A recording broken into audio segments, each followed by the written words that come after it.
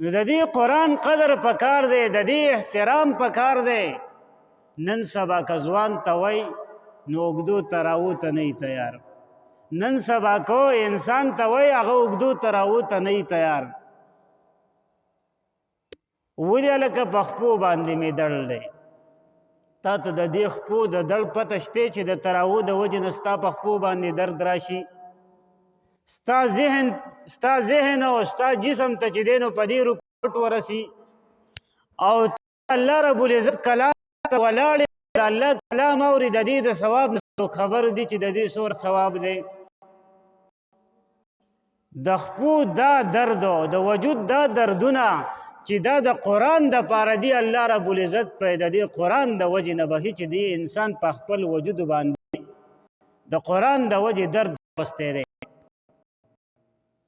نو عزتمند قرآن احترام پکار دی، د دې پکار دی او د دې چې کوم برکات هغه انسان نصیب کېږي. خو چې کله انسان د قرآن مطابق خپل زندگی تیری نو زمونږ د تراوسه صورت حال وي. د جنازې په منځ کې مړی مخته پروت وي او د تراو په مانځه کې مړي شاته پراته وي. اکثر تاسو جماعتونو کې وګورئ نو اکثر شاته کسان ملاس وي. نو دا زمونږ د بعضې مسلمانانو د قرآن سره مینې، دلته به قرآن ویلی کېږي هغه به شاته ودوي او بعضې به پکې شاته مذاقونه هم کوي، خبرې به هم کوي. او بیا نن سبا خبره دې ته رسېدلې ده چې جومات کې خلک په لاسونو ګرځي او اسمان ته مخامخ او بعضې کې دا زمونږ د قرآن سره مینه ده.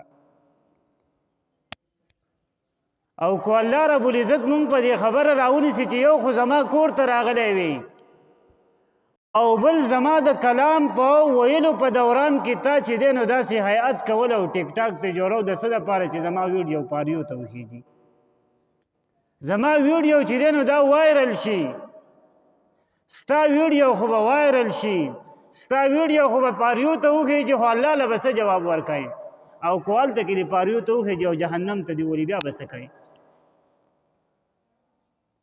او بعضې د الله رب العزت په نافرمانۍ کې دومره مبتلا دي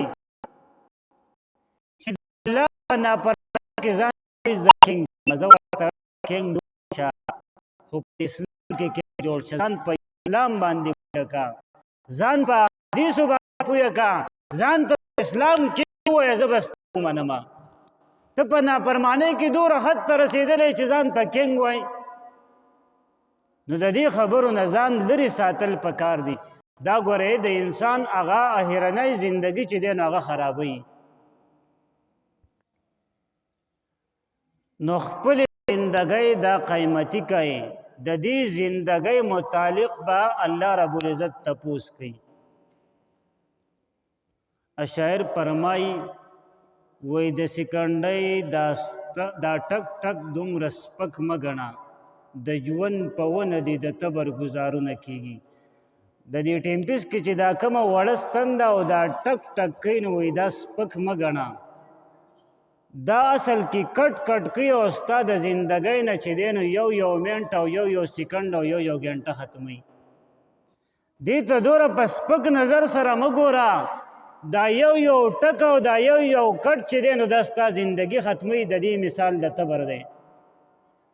زندګۍ خپل قیمتي کوي، د دې زندګۍ به تپوس کېږي، د دې لاسو به تپوس کېږي، د دې سترګو به تپوس کېږي، د دې غوږونو، د دې ذهن، د دې خپو، د دې هر څه به د انسان نه تپوس کېږي.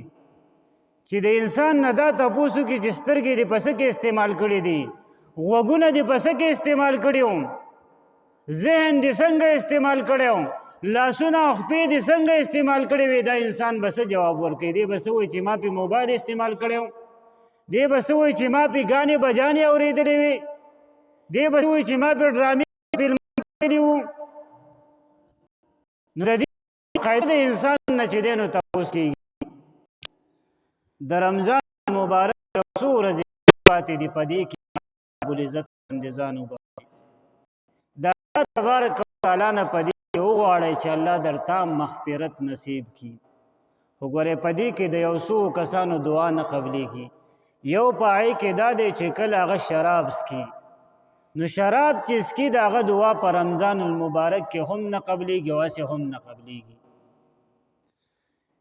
یو په هغې کې د والدینو نافرمان دي چې کوم د والدینو نافرمانی نو د هغوی هم چې دی نو دعا نه قبلیږي. دې والدینو د دې بچو دپاره ډېرې سختې برداشت کړي او دا بچی داسې یو سټیج ته رارسولی دی چې دا بچی به سبا زما خیال ساتي. او سره د دغې نه چې د دې بچي د مور او پلار خیال ساتلی وي، د ګرمۍ دپاره ځان له د سړځۍ دپاره ځان له اوزارې ورله اغوستی وي، او دا انسان چې دی نو د هغې ناقدري کوي، ناشکري کوي. بیا د والدینو باره کې داسې الفاظ استعمالوي چې هغه د برداشت نه باري.